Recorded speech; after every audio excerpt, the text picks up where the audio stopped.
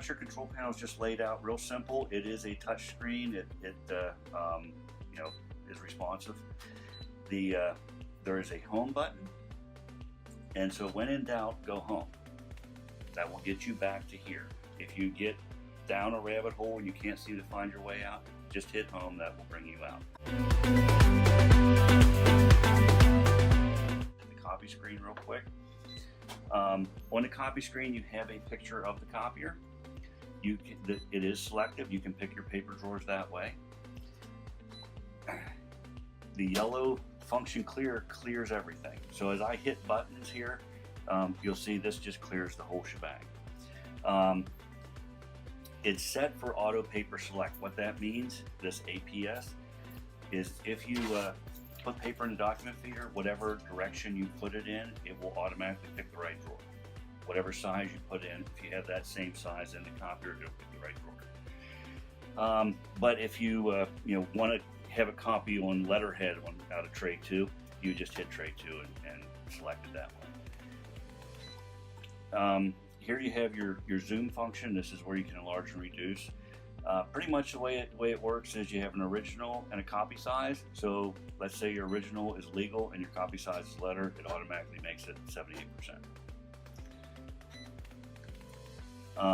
Double-sided, it's pretty straightforward. Basically, it's 1-to-1, 2 singles to make it a double, double to double, double-sided to split it into 2 single-sided, and then you have a book copy where you don't have to do this all the time. You can just lay the book on, it'll copy one side, then copy the other side. When you're finishing, this is all of your different finishing stapling positions. Pretty much the way it works is you have a top left, top right, which would be if you were doing landscape, 2 on the left, 2 on the top, and then under binding,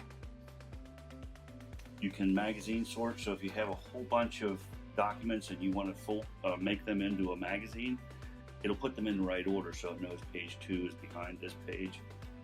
And then your original mode is defaulted to text photo. That gives you your best grayscale.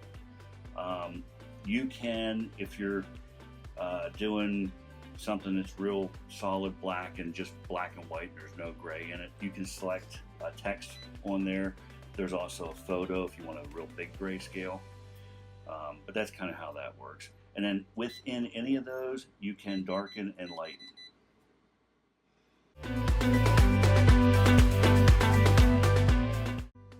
This is a color machine, so you do have an auto color and a full color button and a black button. It's defaulted to black. The way that works is auto color is if you have originals, a stack of originals, some are black, some have color on them, it'll do black on black, color on color. Now, it will read a dot of blue.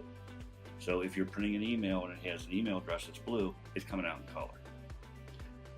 That's auto color. Full color is it will mix the colors to make black for everything.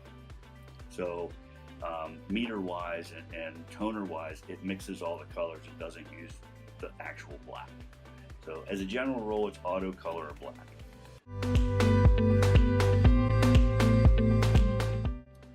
There is a proof copy button, and what that is, if you have to run 500 or something, and it's a booklet and you're stapling it and double-sided, and you're not sure if you have this set up correctly, if you set it all up and hit proof copy, it'll spit out 1. It'll ask you if this is what you want. If you say yes, it'll spit out the rest. If you say no, it'll tell you to change what you want to change and hit proof again. If you want to change how many you want, you just hit the number button and you can tell it how many you want. There's a clear button here. That clear button only clears this number. It doesn't do anything over here. The yellow button clears the whole thing.